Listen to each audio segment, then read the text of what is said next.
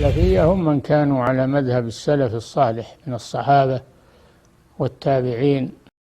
إن الحمد لله نحمده ونستعينه ونستغفره ونعوذ بالله من شرور أنفسنا ومن سيئات أعمالنا. من يهده الله فلا مضل له ومن يضلل فلا هادي له، وأشهد أن لا إله إلا الله وحده لا شريك له، وأشهد أن محمدا عبده ورسوله. يا أيها الذين آمنوا اتقوا الله حق تقاته ولا تموتن إلا وأنتم مسلمون.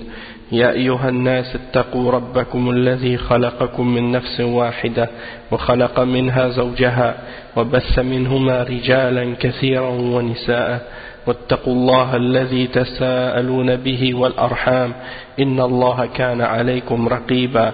يا أيها الذين آمنوا اتقوا الله وقولوا قولا سديدا يصلح لكم أعمالكم ويغفر لكم ذنوبكم، ومن يطع الله ورسوله فقد فاز فوزا عظيما. أما بعد، إن خير الكلام كلام الله، وخير الهدي هدي محمد صلى الله عليه وسلم، وإن شر الأمور محدثاتها، وكل محدثة بدعة، وكل بدعة ضلالة، وكل ضلالة في النار. أما بعد. Donc on commence aujourd'hui le cours numéro 2 dans l'explication des conditions de la salat dans le livre du Cheikh Mohammed ibn Abdul Wahhab, Shurut al-Salah, et avec le sharh du Cheikh Abdul Muhsin al-Abbad, Hafizahullah. Et juste avant de commencer, j'aimerais juste mentionner le fait que le Cheikh Abdul Muhsin al-Abbad, Hafizahullah, c'est un des grands ulama à l'époque actuelle, parmi les ulama de Médine, et que lorsque j'étais étudiant à l'université islamique, eh bien chaque jour presque, environ 5 jours par semaine, le cheikh il donnait des cours à la mosquée du prophète sallallahu alayhi wa sallam, et il a récité, ou il a lu plutôt et enseigné dans Al-Masjid al-Nabawi, Sahih al-Bukhari, Sahih Muslim, Al-Nasa'i, Sunan Abi Dawood, Al-Nasa'i, Al-Tirmidhi et Ibn Majah. Donc il a fait Al-Kutub al-Sitta. Donc ça c'est, bien entendu, il a pris pour faire ça plusieurs années. Et Masha'Allah, donc dernièrement il a terminé. Lorsque j'étais parti dernièrement pour la Umrah, il faisait le dernier dars, le jour où j'étais là-bas. Le dernier cours de toute la série des cours sur Al-Kutub al-Sitta. Et Masha'Allah, il a une façon d'expliquer, de clarifier la chaîne de transmission, chaque narrateur, il mentionne qui il est et s'il est authentique ou non, puis ensuite il explique le matan, s'il y a des choses à clarifier. Donc masha'Allah, ça a toujours été des cours très très bénéfiques. Et puis en lisant ce sharh du cheikh, même en écoutant, parce que ces cours, les cours à partir desquels ce livre ont été écrits sont vraiment intéressants aussi. Et c'est des cours pour quelqu'un qui débute dans l'étude du fiqh. Et quand j'avais demandé les conseils à propos des livres les plus bénéfiques à étudier pour quelqu'un qui débute dans le fiqh, eh bien on m'avait conseillé d'étudier ce livre-là. Et quand on lit donc ce livre, puis quand on écoute le sharh du cheikh Abdul Muhsin al-Abbad et d'autres ulama, parce qu'il a été expliqué par plusieurs autres ulama, on voit que, masha'Allah,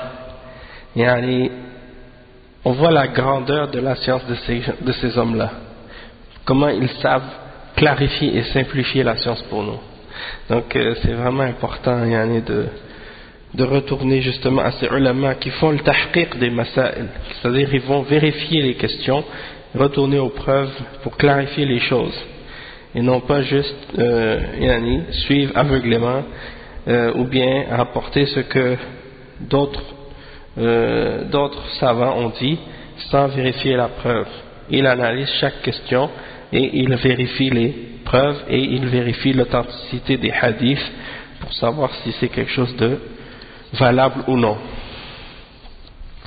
Donc, ça c'est pour commencer. Ensuite, donc on va continuer là où on était rendu. On était rendu à la condition de la prière numéro 4, n'est-ce pas? Non, la troisième c'est au sujet du discernement. Donc on l'a expliqué. On va faire un retour en arrière juste pour mentionner les conditions, les 9 conditions de la salat. C'est l'islam. Je vais les dire seulement en arabe. D'accord? Parce que quelqu'un devrait au moins les connaître en arabe et savoir leur signification. L'islam, والعقل والتمييز ورفع الحدث وإزالة النجاسة وستر العورة ودخول الوقت واستقبال القبلة والنية. Ça fait 9. Donc on est rendu à la quatrième. La quatrième c'est رفع الحدث, c'est-à-dire de retirer l'état d'impureté de sa personne. Et le cheikh Mohammed ibn Abdul Wahhab il dit الشرط الرابع رفع الحدث وهو الوضوء المعروف وموجبه الحدث. Donc la quatrième condition c'est de retirer l'état d'impureté et c'est-à-dire de faire le wudu. Donc la quatrième condition c'est qu'il faut être en état de wudu, en état de pureté. Et qu'est-ce qui oblige le wudu? Qu'est-ce qui rend le wudu obligatoire? C'est qu'est-ce qu'on appelle en arabe al-hadath. Ha, dal, tha. 3 lettres. Donc al-hadath, le cheikh Abdul Muhsin al-Abbad, hafizahullah, il l'explique. Il dit al-hadath huwa kullu kharijin min as-sabilayn wa kadha ay naqidin lil-wudu. Wal-hadath huwa alladhi yujibu al-wudu. والحدث حدثان حدث أكبر وهو ما يوجب الغسل وهو الجنابة والحيض والنفاس وحدث أصغر وهو ما يوجب الوضوء ورفع الحدث يكون بالغسل والوضوء لمن وجد الماء أو قدر على استعماله فإذا لم يوجد الماء أو وجد ولكن لم يقدر على استعماله انتقل إلى رفع كل من الحدث الأكبر والأصغر بالتيمم. Donc on va traduire cette partie. Le cheikh explique que al-hadath, c'est qu'est-ce qu'on peut traduire par l'état d'impureté. Al-hadath, c'est quoi? C'est l'état d'impureté. Et c'est qu'est-ce qui cause l'état d'impureté? C'est tout ce qui sort par les 2 voies. En arabe, les ulama disent kullu kharijin min as-sabilayn. Qu'est-ce qui sort par les 2 voies? As-sabil, c'est le chemin, la voie. Et as-sabilayn, c'est les 2 voies. Et ainsi que toute chose qui annule le wudu. Et les choses qui annulent le wudu, on va en parler par la suite, sont clarifiées par la suite. والحدث هو الذي يوجب الوضوء. Donc le cheikh dit tout ce qui sort par les 2 voies, c'est-à-dire par comme par exemple qu'est-ce qui sort par les organes génitaux ou qu'est-ce qui sort par l'anus, d'accord, ou par l'urètre par exemple quand on va uriner, ou bien par les choses qui sortent lorsqu'on fait nos besoins, comme des excréments, ou même si ce n'est pas des excréments ou de l'urine, tout ce qui peut sortir, comme les gaz, ou bien même le cheikh Abdul Muhsin expliquait que même si c'est quelque chose qui sort pas d'habitude, comme du sang ou d'autres choses qui sortent des 2 voies, eh bien ça annule le wudu aussi. Des choses qui sortent par ces voies-là, qui ne sortent pas de façon habituelle. Même si cette chose-là n'est pas impure, du moment qu'elle sort par ces voies-là, ça annule le wudu, même si c'est pas impur. Comme par exemple, les ulama, ils disent en général que le sperme il n'est pas impur, mais du moment qu'il sort, ça fait que tu perds ton wudu. Et il y a des choses que tout ce qui sort des parties génitales, ou bien comme on a dit, de derrière, eh bien, c'est que ça annule le wudu. Donc, qu'est-ce qu'il faut faire dans ce temps-là? Il y a des choses que lorsque ça sort, comme le cheikh il explique, c'est un hadath qui est majeur, et il y en a qui sont un hadath mineur. C'est ça qu'il explique. Donc, qu'est-ce qui est le hadath majeur? C'est quoi? C'est comme par exemple le ghusl. Qu'est-ce qui oblige le ghusl? Donc, le hadath al-akbar, c'est qu'est-ce qui oblige le ghusl. Et le cheikh il mentionne comme exemple de ça la janaba, c'est-à-dire lorsque un homme ou une femme sont en état d'impureté majeure à cause d'un rapport sexuel qu'ils ont eu, ou bien parce que il y a eu pénétration. Donc à partir de ce moment-là, il est obligatoire de faire le ghusl, c'est-à-dire la grande ablution, le lavage. Et il y a al-hayd pour la femme et al-nifas. Al-hayd c'est les menstruations, les règles, puis al-nifas c'est les écoulements post-nataux, c'est-à-dire lorsque la femme a accouché, eh bien après il y a des écoulements pendant un certain nombre de jours, et ils appellent ça parfois les lochis aussi. Et il y a l'état d'impureté mineure, et c'est ce qui oblige le wudu, c'est ce qui rend le wudu obligatoire. Et donc le cheikh il dit ensuite وَرَفْعُ الْحَدَثِ يَكُونُ بِالْغُسْلِ وَالْوُضُوءِ. Donc pour enlever cet état d'impureté, eh bien ça doit être par le ghusl ou par le wudu. Pour celui qui trouve de l'eau, c'est-à-dire dans le cas où il y a de l'eau, toutefois s'il n'y a pas d'eau, comme par exemple quelqu'un est parti en voyage, puis il est dans un endroit où il n'y a pas d'eau, puis il veut faire sa prière, ou bien quelqu'un qui est pas nécessairement en voyage, mais qui est là où il habite, résident quelque part, mais qu'il y a une panne d'eau, ou bien qu'ils ont coupé l'eau, ou bien qu'il y a une chose qui fait que là où il est, à l'instant où il est à cet endroit-là, il a besoin de faire la salade, puis qu'il n'y a pas d'eau disponible, ou bien qu'il n'est pas capable d'utiliser l'eau à cause du froid, ou à cause d'une maladie, ou à cause de la peur d'aggraver un état de santé qui est déjà mauvais à cause de l'utilisation de l'eau. Alors dans ce cas-là, il peut retirer cet état d'impureté-là de lui-même sans utiliser de l'eau. Et c'est ce qu'on appelle at-tayammum. Donc, s'il ne trouve pas d'eau, ou s'il trouve de l'eau mais il n'est pas capable de l'utiliser, alors il enlève cet état d'impureté, que ce soit l'impureté majeure ou mineure, en utilisant qu'est-ce qu'on appelle at-tayammum. Ok? Et at-tayammum, il peut enlever, ou il enlève, le tayammum enlève l'état d'impureté majeure et l'état d'impureté mineure. فإذا تيمم للحدث الأكبر ثم وجد الماء اغتسل لقوله صلى الله عليه وسلم إن الصعيد الطيب طهور المسلم وإن لم يجد الماء 10 سنين فإذا وجد الماء فليمسه بشرته فإن ذلك خير. أخرجه الترمذي وغيره عن أبي ذر رضي الله عنه وقال الترمذي حديث حسن صحيح وانظر إرواء الغليل. Donc le cheikh il explique que quelqu'un donc peut retirer l'état d'impureté majeure qu'il a de lui-même en faisant le tayammum, puis lorsqu'il trouve l'eau, alors il se lave.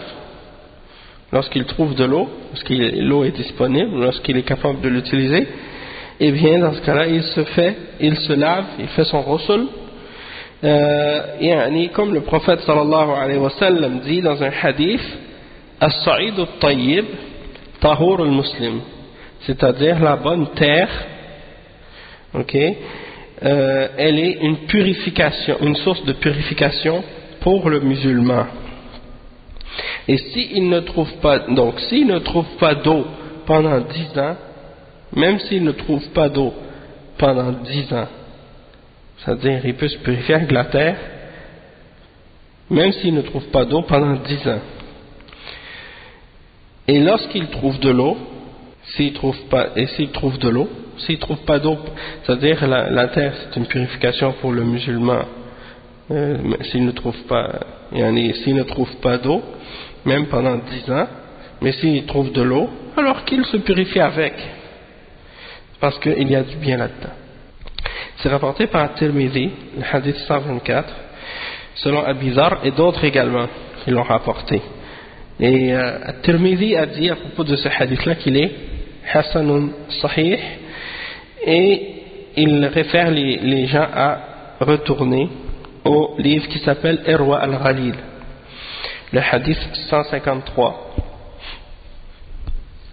Et Irwa al-Ghalil, c'est un takhrij du cheikh Muhammad Nasiruddin al-Albani. Dans ce livre-là, qu'est-ce qu'il a fait? Il a pris tous les hadiths qui sont mentionnés dans un des livres de fiqh du madhab de l'imam Ahmad ibn Hanbal, le madhab al-Hanbali, un livre qui s'appelle Manar al-Sabil. C'est un livre de fiqh. Dans ce livre-là, il y a beaucoup de hadiths qui sont mentionnés sur le madhab le madhab al-Hanbali. Donc, qu'est-ce qu'il a fait le cheikh? Il a pris les hadiths qui sont dedans, puis il a fait le takhrij. C'est-à-dire, il a mentionné la source de ces hadiths-là et leur degré d'authenticité. Et pour la plupart des madhab, il y a un livre de hadith qui a été, il y a un livre de fiqh, il y a un alim qui a fait le takhrij d'un livre de fiqh comme ça, le takhrij des hadiths qui sont présents dans un livre de fiqh, pour faciliter justement la connaissance du niveau d'authenticité des différents hadiths qui sont utilisés dans ce livre, dans ce madhab. Et donc ça c'est à ce sujet. Irwa al-Ghalil, donc c'est le hadith 153. Il dit ensuite وإذا اغتسل من عليه حدث أكبر ونوى رفع الحدث الأكبر والأصغر ارتفع وأما إذا أفاض الماء على جسده في غسل الجمعة أو التبرد ونوى رفع الحدث الأصغر فإنه لا يرتفع لأن هذا الاغتسال ليس فيه رفع حدث. Lorsque quelqu'un se lave et qu'il est en état d'impureté majeure et qu'il a l'intention de retirer de lui-même l'état d'impureté majeure et mineure, alors cet état d'impureté-là s'enlève, c'est-à-dire il perd cet état d'impureté, il se purifie parce qu'il a l'intention de se purifier de cet état-là. Toutefois, s'il fait juste passer de l'eau sur lui, sur son corps, pour le lavage du vendredi, pour le fait de se laver pour la prière de Jumu'ah, ou bien juste pour se rafraîchir, et qu'il a l'intention par ça uniquement d'enlever l'impureté mineure, alors dans ce cas-là il ne sort pas de cet état-là, parce que ce lavage-là, ce n'est pas dans le but d'enlever l'impureté. C'est-à-dire qu'il faut que si quelqu'un veut enlever l'état d'impureté qu'il a sur lui, il faut qu'il le fasse avec l'intention de retirer l'état d'impureté majeur et mineur. Et c'est pas juste de faire passer de l'eau sur son corps, puisque s'il fait passer de l'eau sur son corps seulement, eh bien ça va pas être quelque chose qui va le purifier. Tu comprends? Ou bien si quelqu'un fait juste passer de l'eau sur son corps, puis il ne fait pas le wudu par exemple. Il va dans la douche, fait passer de l'eau sur lui. Ça n'enlève pas l'état d'impureté. Parce qu'il n'a pas l'intention. En fait, pour que l'impureté majeure s'enlève de quelqu'un, il faut qu'il ait l'intention d'enlever l'impureté majeure et qu'il fasse son ghusl. S'il fait juste aller dans la douche puis se mettre de l'eau sur lui pour se rafraîchir, ou bien pour que ce soit un lavage du Jumu'ah pour qu'il soit frais, le terme ghusl, ça peut vouloir dire le fait de se laver pour se rafraîchir ou pour être propre, comme tu te laves quand tu te sens pas frais, tu veux te laver avec du savon, tu t'en vas dans la douche, tu te laves, puis tu sors, comme les koufars par exemple qui vont se laver, ils vont pas se laver nécessairement pour se purifier, ils se lavent, puis quand ils ont fini de se laver, ils sortent. Mais il n'y a pas l'intention de se purifier pour prier, pour adorer Allah. Tandis que toi, quand tu vas dans la douche, tu te laves avec de l'eau. Si tu le fais avec l'intention de te purifier, bien dans ce cas-là, ça c'est quelque chose qui va enlever l'état d'impureté. Tant que tu fais le madmada wal istinshaq, c'est-à-dire tu rentres de l'eau dans tes narines et dans ta bouche, ça compte comme étant un ghusl. Tu peux enlever l'impureté par cette méthode. Mais la sunna, c'est de faire le ghusl après avoir fait le wudu. Après avoir fait le wudu. Oui, tu te mets de l'eau partout. Et si tu veux que ton ghusl, et que le fait que tu fasses ton wudu avant le ghusl, tu veux que ce soit valable pour que tu puisses faire ta prière, que ça enlève ton état d'impureté majeure et mineure, eh bien, le cheikh, lui, comme il va l'expliquer, il faut dans ce cas-là que tu n'aies pas l'intention de... C'est-à-dire, il ne faut pas par la suite que tu touches à tes parties lorsque tu fais ton ghusl après avoir fait le wudu. Et que si tu touches à tes parties par la suite, lui, il considère que ça annule ton wudu. Donc tu fais passer l'eau sur ton corps mais sans toutefois toucher à tes parties. Donc ça c'est à ce sujet.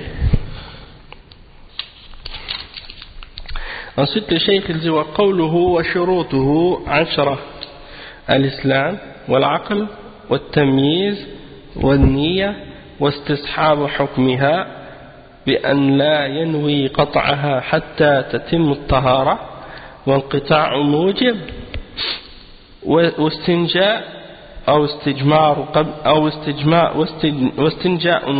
أو استجمار قبله وطهورية ماء وطهورية الماء أو طهورية ماء وإباحته وإزالة ما يمنع وصوله إلى البشرة ودخول وقت على من حدثه دائم لفرده. Ok, donc le cheikh ensuite maintenant il explique les conditions du wudu, et les conditions du wudu sont de 10. La première condition c'est al-islam, la deuxième al-aql, c'est-à-dire la raison, la troisième c'est al-tamyiz, la quatrième c'est al-niyya, l'intention, la cinquième c'est istishabu hukmiha, c'est-à-dire que tout au long du wudu tu dois continuer à avoir cette intention là, tu ne dois pas couper l'intention, c'est-à-dire cesser de vouloir avoir l'intention de te purifier pendant que tu le fais. C'est comme par exemple quelqu'un qui commence son wudu, puis après avoir lavé sa bouche il dit ah j'ai oublié quelque chose, je vais revenir faire mon wudu après. Fait qu'il cesse d'avoir l'intention de faire le wudu, il sort de l'intention de faire le wudu à ce moment-là. Donc son wudu est fini. C'est-à-dire s'il revient, il doit refaire son wudu à partir à zéro, comme on va l'expliquer après. Donc istishabu hukmiha bi an la yanwi qat'aha hatta tatimmu at-tahara, c'est-à-dire qu'il n'a pas l'intention de couper son wudu jusqu'à ce qu'il ait complété la purification au complet. D'accord? C'est-à-dire que la chose qui oblige le wudu, elle est complètement arrêtée. la chose qui oblige le wudu, c'est-à-dire qui fait en sorte qu'elle perd son état de pureté, elle cesse, elle s'est coupée, elle est arrêtée. C'est ça que ça veut dire. واستنجاء أو استجمار قبله. واستنجاء أو استجمار قبله, c'est-à-dire que avant de faire ton wudu, il faut que tu t'aies nettoyé les parties, c'est-à-dire les endroits d'où sortent les impuretés de ton corps. Hein? C'est-à-dire après avoir fait tes besoins ou après avoir uriné, tu dois te nettoyer avec de l'eau ou bien avec du papier, ou comme à l'époque et même encore aujourd'hui, lorsque tu es dans un endroit où il n'y a pas de toilettes comme aujourd'hui, comme les toilettes comme celles qu'on utilise ici par exemple en Occident. Par exemple, tu es dans un endroit où par exemple tu vas en camping, hein? Comment vous dites vous en camping? Ah, vous êtes camping, la même chose? Ok. D'accord. Donc lorsque vous allez en camping, ou bien lorsque vous allez par exemple dans un endroit où il n'y a pas de toilette, ou bien dans certains endroits où il n'y a pas de toilette, peu importe où c'est cet endroit, vous allez utiliser ce que vous allez trouver comme pierre, roche, des choses comme ça, hein? Là vous allez vous nettoyer avec ça. Donc du moment que vous utilisez le nombre de pierres nécessaires, le minimum de 3, hein? Donc ça c'est une des conditions pour le wudu.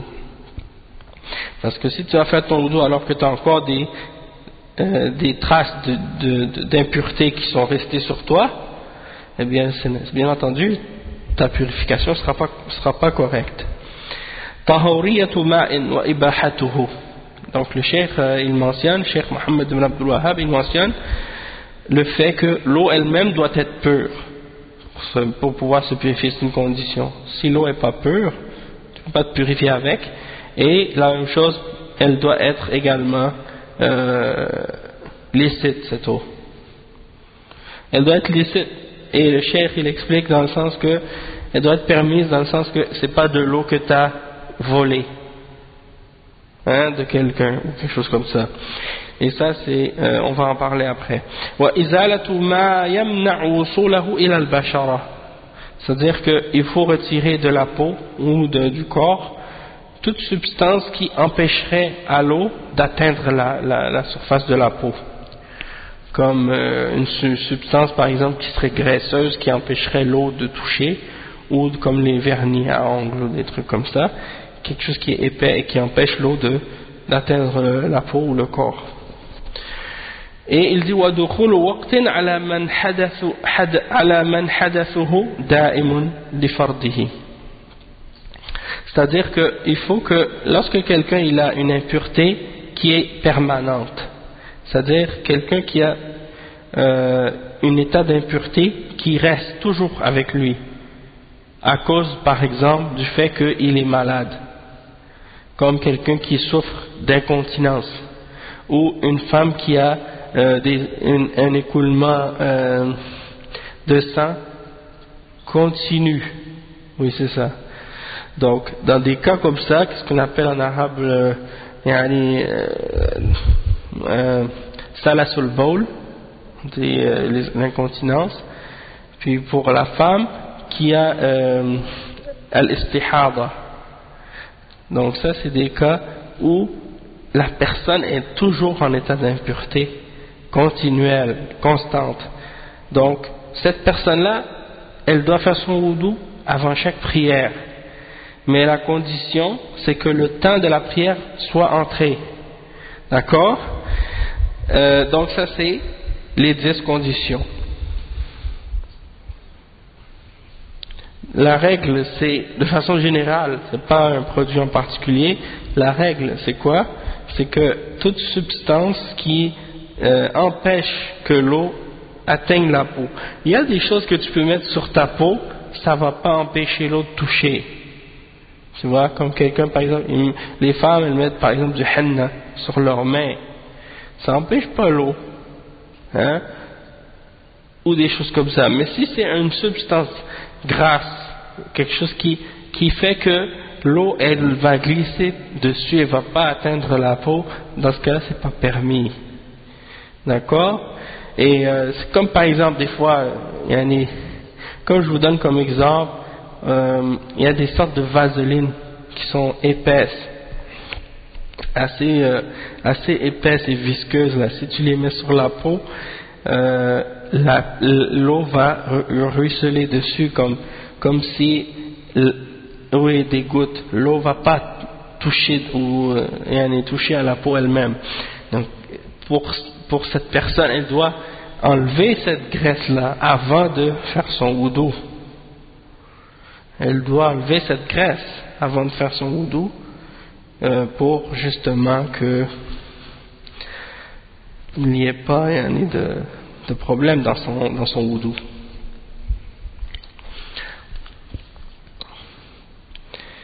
Et ça concerne, comme tu dis, souvent les femmes, parce que on remarque que les femmes, bon, avec surtout les maquillages, le maquillage, parfois et les crèmes ou les substances qui empêchent l'eau, les vernis à ongles, les choses comme ça. D'accord.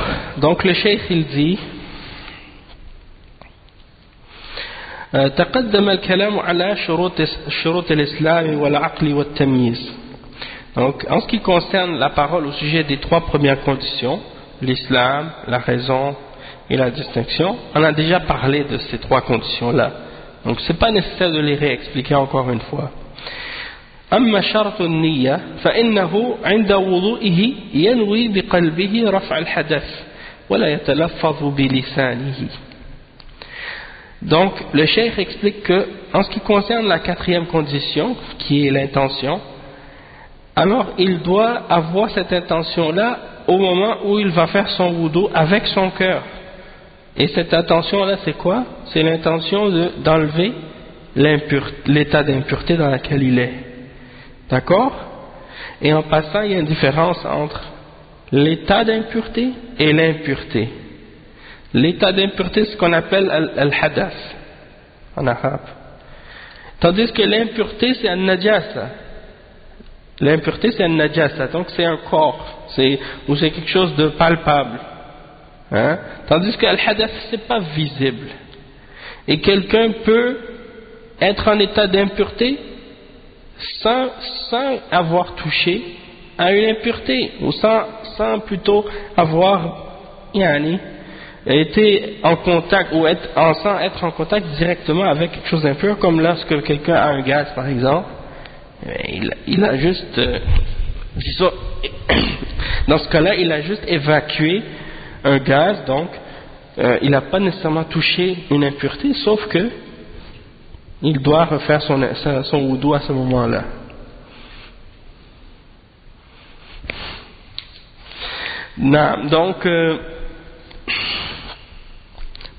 Donc la personne doit avoir cette intention-là dans son cœur d'enlever cet état d'impureté. Et il ne doit pas prononcer cette intention-là avec sa langue. Qu'est-ce qu'on appelle en arabe at-talaffuz bin-niyya. Ça c'est une bid'a, et c'est haram. D'accord? C'est pas permis dans l'islam de mentionner à haute voix notre intention avant de faire une adoration. Comme certains, parmi les gens d'égarement ou les gens d'ignorance, qu'est-ce qu'ils font avant de prier? Que ce soit une prière obligatoire ou une prière surérogatoire, ils vont se tenir debout, lever les mains, puis avant de faire le takbir, ils vont dire « Je me tiens debout devant la qibla pour faire 4 rak'at, pour la prière de dhuhr, de telle chose. » Ils disent ça à haute voix.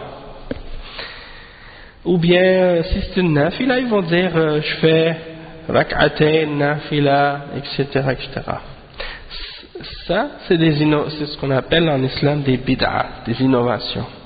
Des choses qui n'ont pas été légiférées par Allah, ni par son messager, sallallahu alayhi wa sallam, mais que des gens ont hérité, par l'ignorance ou par l'imitation aveugle.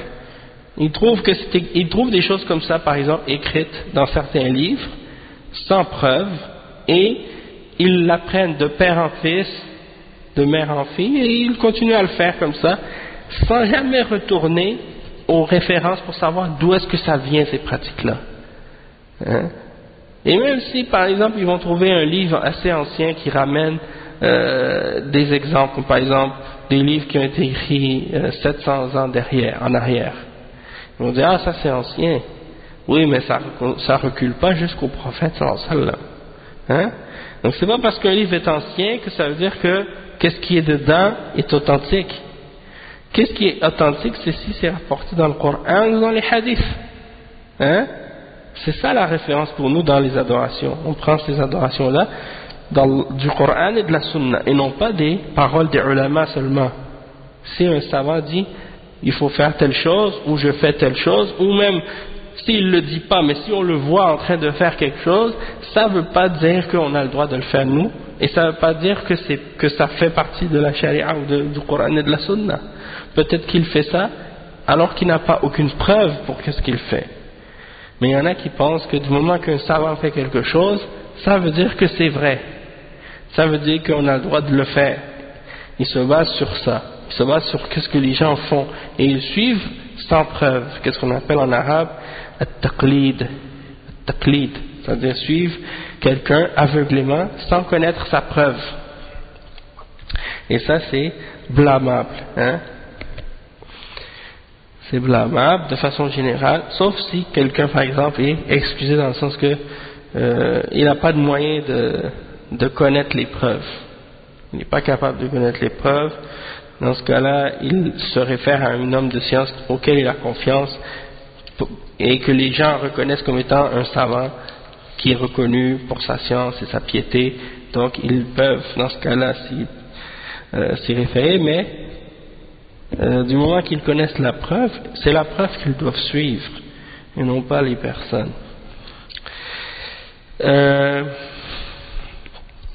Donc on ne doit pas prononcer l'intention, on fait juste avoir cette intention-là dans notre cœur, c'est suffisant.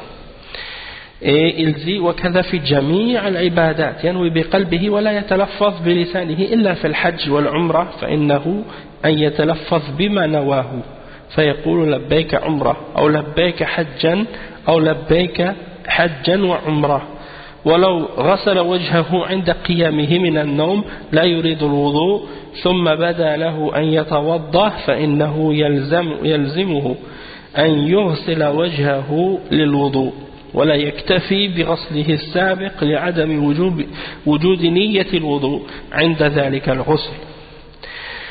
Le cheikh il explique que c'est la même chose dans toutes les adorations que tu fais. Ton intention doit toujours être dans ton cœur et non pas être prononcée par la langue, excepté lors du hajj et lors de la umrah. Alors, dans ce cas-là, tu dois prononcer ce que tu as eu comme intention de faire dans ton hajj. Hein? Comme par exemple, tu vas dire labbayka umrah ou labbayka hajjan ou labbayka hajjan wa umrah. Labbayka, ça veut dire me voici, je réponds à ton appel. Hein? En faisant la umrah, je viens faire la umrah, ou je viens faire le hajj, ou je viens faire un hajj et une umrah, selon l'intention que tu as, c'est-à-dire si tu viens pour faire, parce qu'il y a différentes sortes de hajj, il y a hajj qiran, il y a hajj tamattu, et il y a hajj al-ifrad. Hein? Donc, si tu viens pour faire hajj tamattu, tu vas faire ton ihram, tu dis labbayka umrah, tu fais ta umrah en premier, puis tu t'en vas. Si tu viens pour le hajj seulement, donc tu dis labbayka hajjan, puis si tu fais hajj qiran, tu vas faire labbayka hajjan wa umrah. D'accord? Puis il dit وَلَوْ غَسَلَ وَجْهَهُ عِنْدَ قِيَامِهِ مِنَ النَّوْمِ لَا يُرِيدُ الْوُضُوء. Donc si par exemple tu te lèves le matin, puis tu vas te laver le visage, pas pour faire le wudu, juste pour te réveiller, pour te rafraîchir le visage, après t'être réveillé, Puis par la suite, tu décides de faire le wudu. Alors il dit dans ce cas-là, tu dois te laver le visage encore une fois pour le wudu. Tu ne dois pas te limiter au fait de t'être lavé le visage auparavant, parce que à ce moment-là, quand tu t'es lavé le visage la première fois, tu n'avais pas l'intention de faire le wudu. Et donc, lorsque tu décides de faire le wudu après t'être lavé le visage, tu dois recommencer à partir du début, c'est-à-dire laver ton visage. ولو اغتسل من عليه جنابة للتبرد ناسيا الجنابة فإنه لا يجزئه عن غسل الجنابة لعدم وجود النية، ومع نية الطهارة يستصحب حكمها حتى تتم الطهارة. فلو نوى قطع النية في أثناء الوضوء ثم أراد إكمال الوضوء فليس له ذلك، بل يتعين عليه البدء بالوضوء من أوله، لا يكمل ما بقي عليه لأنه قد ألغى ما حصل منه. وهذا هو الشرط الخامس. والسادس انقطاع موجب، أي انقطاع موجب الوضوء وهو الحدث، وذلك بأن ينتظر عند قضاء حاجته حتى انقطاع ما يخرج من السبيلين، فلا يشرع في الوضوء قبل الانقطاع. Donc qu'est-ce qu'il dit le cheikh ici? En fait, il est en train d'expliquer les autres conditions qui suivent, c'est-à-dire استصحاب حكمها بأن لا ينوي قطعها حتى تتم الطهارة وانقطاع موجب. Donc il explique la condition maintenant numéro 5 et 6, c'est-à-dire que il continue avec l'intention aussi. Il dit, avant de parler des deux autres conditions, il dit que si par exemple quelqu'un il décide de par exemple se laver pour se rafraîchir, il va prendre une douche par exemple pour se rafraîchir, il oublie qu'il était en état de janaba, en état d'impureté majeure à cause des rapports sexuels. Alors, est-ce que le fait de s'être lavé pour se rafraîchir c'est suffisant et que ça le dispense de faire le wudu pour plutôt le ghusl pour la janaba? Il dit non, ça ne le dispense pas. Pourquoi? Parce que il n'avait pas l'intention. Au moment où il a fait le ghusl pour se rafraîchir, il n'avait pas l'intention de se purifier. D'accord? Et lorsqu'il a l'intention de se purifier, quand il fait son ghusl ou quand il fait son wudu, il doit garder cette intention-là et rester sur cette intention-là jusqu'à ce qu'il complète sa purification, jusqu'à la fin. Si par exemple il a l'intention de faire son ablution, ou son wudu, ou son ghusl, puis que pendant qu'il est en train de faire son wudu, il décide par exemple de faire autre chose, de partir à la cuisine, dire j'ai oublié de fermer le feu. Donc il a l'intention d'arrêter son wudu, alors il part. S'il revient, il faut qu'il recommence à partir du début. Il ne peut pas dire par exemple je vais continuer à partir d'où j'étais rendu, parce qu'il a annulé ce qu'il avait commencé en cessant d'avoir l'intention de le faire à ce moment-là, ou bien en changeant d'intention. Ça c'est la cinquième condition. La sixième condition c'est inqita' mujib, c'est-à-dire que la personne est complètement coupée la cause de son état d'impureté. C'est-à-dire que lorsqu'il est en train de faire ses besoins par exemple, il doit attendre jusqu'à ce qu'il ait complètement fini ses besoins, et qu'il attende que tout ce qui sort de ces deux voies soit complètement fini pour pouvoir justement commencer à faire son wudu. Il ne peut pas faire le wudu avant d'avoir terminé, et ça c'est assez compréhensible. الشرط السابع, la septième condition, الاستنجاء أو الاستجمار قبل الوضوء، وهذا إذا كان الخارج من السبيلين بولا أو غائطا. أما خروج الريح فإنه لا استنجاء ولا استجمار فيه والاستجمار يغني عن الاستنجاء إذا لم يتجاوز الخارج موضع العادة فإن تجاوزه احتاج مع ذلك إلى الاستنجاء لإزالة النجاسة. Donc le cheikh explique comme la septième condition, c'est al-istinja ou l'istijmar, avant de faire le wudu. Al-istinja c'est de se laver avec de l'eau et al-istijmar c'est de s'essuyer avec des pierres. Ou qu'est-ce qui remplace les pierres. Donc ça c'est avant le wudu. Et ça c'est ici qu'est-ce qui sort des deux voies et de l'urine ou des excréments. Donc, si quelqu'un a un gaz par exemple, il n'a pas besoin de faire l'istinja, il n'a pas besoin de se laver avec de l'eau après avoir fait un gaz, il n'a pas non plus besoin de s'essuyer après avoir fait un gaz, à moins que lorsqu'il a eu son gaz, il y a quelque chose qui est sorti de lui. Si au moment où il fait un gaz par exemple, il y a quelque chose qui sort de lui, alors dans ce cas-là il doit s'essuyer. Il doit se nettoyer, mais sinon il n'a pas à se laver après avoir fait un gaz. C'est suffisant de faire son wudu après avoir fait ça, après un gaz ou après un vent, il n'a pas besoin de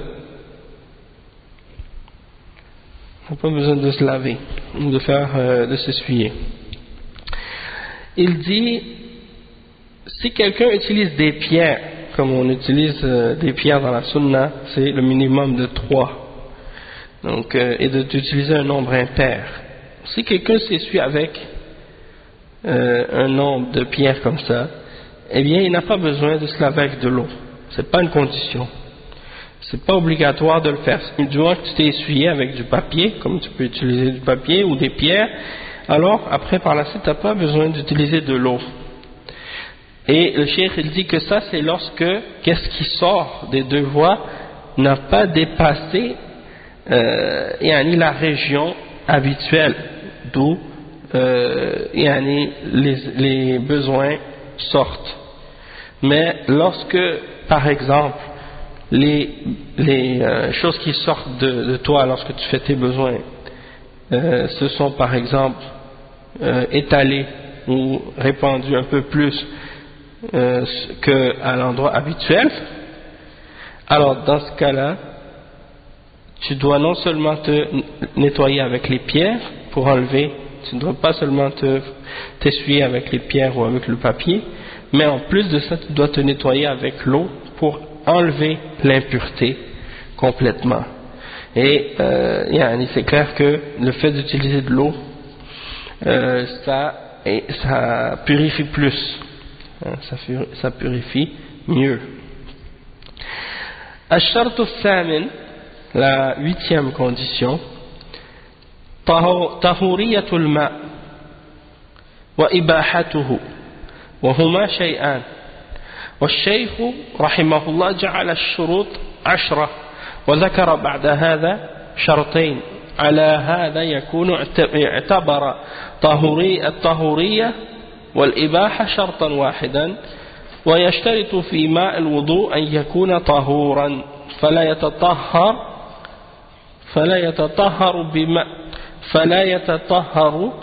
بماء متنجس وأن يكون الماء مباحا ليس مغصوبا وهذا الأخير محل خلاف في اشتراطه نظر والأظهر أن من توضأ بماء مغصوب فالوضوء صحيح وهو آثم على الغصب ومثله من صلى في أرض مغصوبة أو صلى في ثوب حرير فإن صلاته صحيحة وهو آثم في الغصب وفي لبس الحرير. Donc le cheikh il explique que la 8e condition c'est que l'eau elle-même soit pure et qu'elle soit licite. Le cheikh il dit, Cheikh Abdul Muhsin hafizahullah, il dit que ce sont deux choses différentes, c'est-à-dire la pureté de l'eau et le fait que cette eau soit licite Ce sont deux choses différentes. Et le cheikh Mohammed ibn Abdul Wahhab a fait de ces deux conditions une seule condition en réalité. Il les a rassemblées en une seule condition alors que les deux sont différentes. Mais il a considéré que le fait que l'eau soit pure et que l'eau soit licite, il a considéré que c'était une seule condition unique. Et le cheikh il dit donc qu'il considère que c'est une condition que l'eau qu'on utilise pour faire le wudu doit être pure. Donc on ne peut pas se purifier avec de l'eau qui est impure, d'accord? Et ça c'est clair. Puis que cette eau-là doit être une eau qui est licite, c'est-à-dire qu'elle ne doit pas être une eau qui a été volée ou dérobée. Donc sur cette question-là, il y a une divergence entre les ulama. Est-ce que quelqu'un peut se purifier avec de l'eau volée? Bon, est-ce que si quelqu'un se purifie avec de l'eau volée, est-ce que sa purification va être valable? Oui ou non? Et il y a divergence entre les ulama à ce sujet-là. Et en ce qui concerne le fait de rendre cette chose-là une condition, de faire de cela une condition, c'est-à-dire de faire que l'eau soit licite, que ce soit une condition, le cheikh il dit ce qui est le plus clair, le plus apparent, c'est que quelqu'un qui s'est purifié ou qui a fait son wudu avec de l'eau qui est volée, son wudu il est valable quand même. Son wudu il est quand même accepté, il est quand même valable. Toutefois, il a quand même commis un péché en volant cette eau. Mais son wudu est quand même valable. Et il dit que ça c'est comparable à la question du fait de prier sur une terre qui a été volée ou sur un vêtement, de prier avec un vêtement qui est un vêtement de soie pour un homme par exemple. Ça c'est haram. Mais si quelqu'un a prié avec un vêtement de soie, est-ce que sa prière va être valable, oui ou non? Donc le cheikh dit sa prière elle va être valable, mais il sera quand même dans le péché de l'avoir portée. Comme celui qui a prié sur une terre qui est volée, eh bien il sera quand même dans le péché pour l'avoir prise cette terre, alors qu'elle ne lui appartient pas. Donc ça c'est une question, parmi les questions de divergence, et le cheikh il mentionne que la position la plus correcte c'est celle-là. Et ça nous montre une chose, juste en passant, c'est que le cheikh, on voit que le cheikh Mohammed ibn Abdul Wahhab, dans le texte, il mentionne une position. Et il mentionne cette chose-là, cet élément-là comme étant une condition. Puis on voit par la suite que le cheikh Abdul Muhsin al-Abbad mentionne cette condition-là, puis qu'il montre et qu'il clarifie qu'il est en désaccord avec cette opinion du cheikh Mohammed ibn Abdul Wahhab sur cette question-là. Et c'est pour montrer en même temps comment, tout en respectant les ulama, on peut, lorsqu'il y a des questions de divergence, être en désaccord avec ces savants-là, lorsqu'on considère que la preuve et la vérité est ailleurs que dans qu'est-ce qu'ils ont dit. Donc ça c'est une preuve qui montre que dans des questions où il y a de l'ijtihad et où il y a des divergences entre les ulama, et que ce sont des divergences sur des questions d'ijtihad sur lesquelles les ulama ont divergé entre eux, et que ce ne sont pas des questions qui ont rapport avec les fondements et les bases de l'islam, donc dans ces cas-là, il est permis qu'on diverge, tant que notre intention c'est de suivre la vérité et de se baser sur la preuve, et de revenir à ce qui est la vérité et le plus clair dans ces questions-là. Et donc ça c'est un exemple parfait de ça.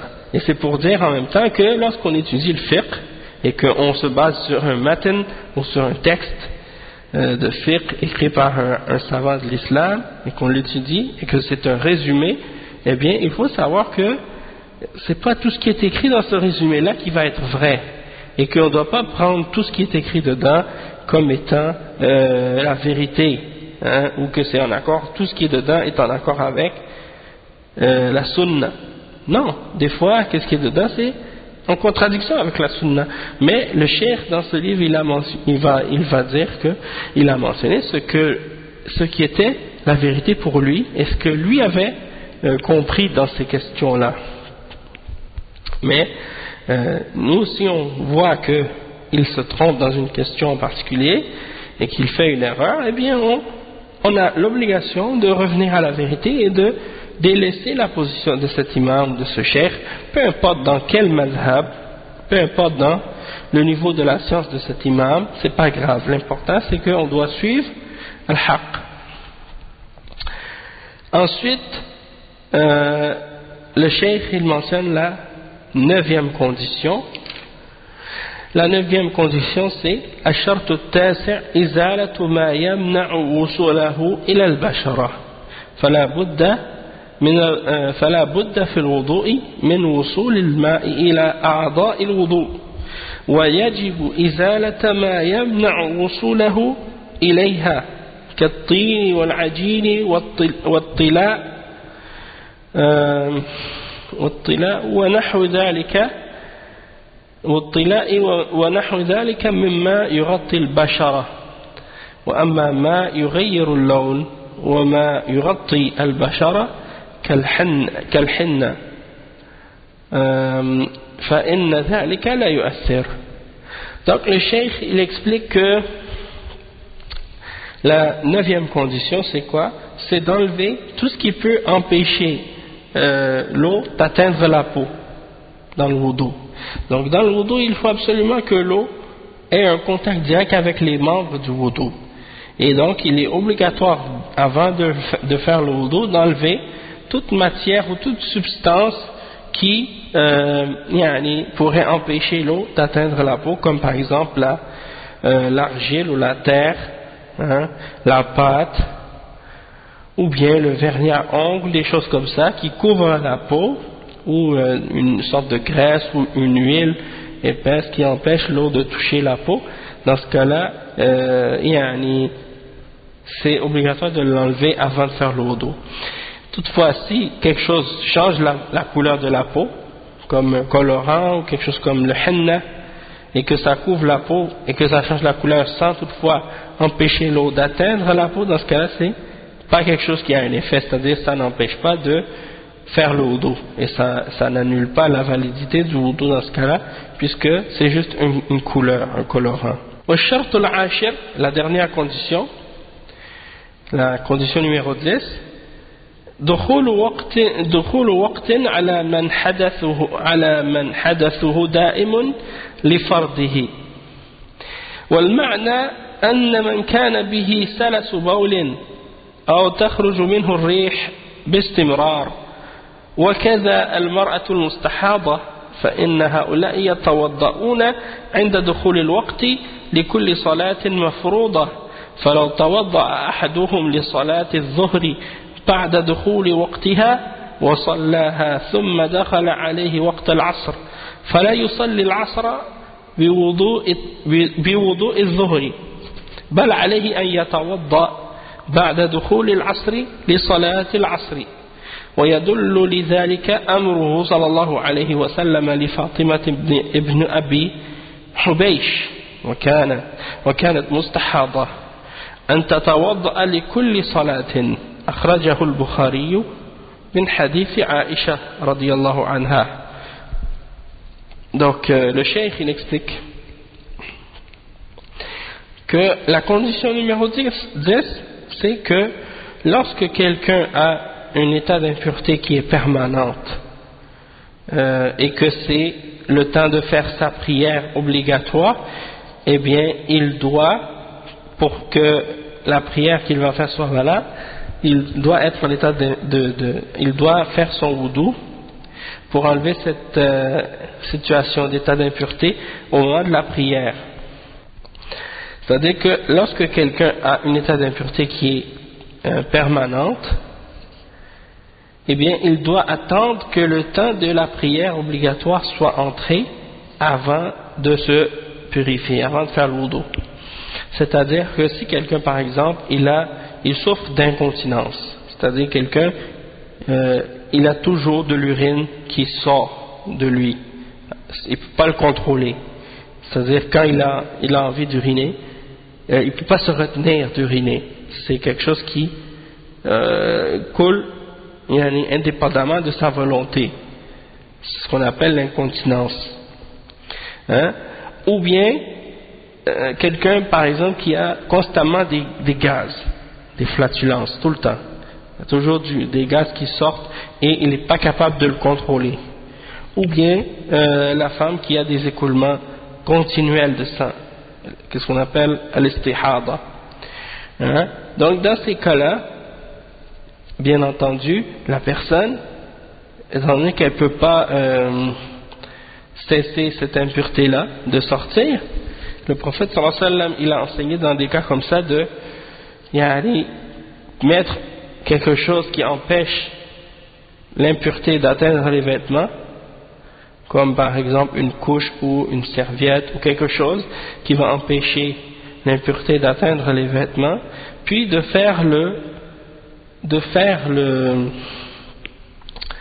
wudu avant chaque prière, Donc ceux-là, ils vont faire leur wudu, mais ils ne doivent pas le faire avant que le temps de la prière obligatoire soit rentré. Donc avant chaque prière obligatoire, il doit faire son wudu, mais il ne peut pas le faire avant que le temps de cette prière-là soit entré.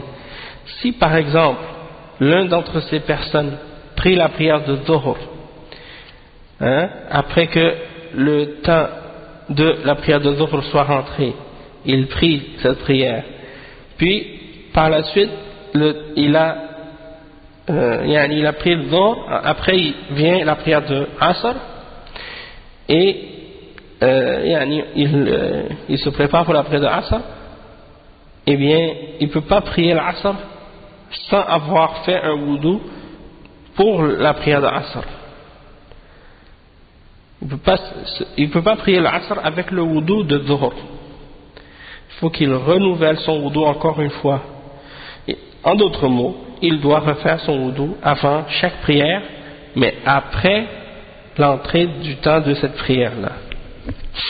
Et le cheikh il mentionne à ce sujet un hadith du prophète sallallahu alayhi wa sallam.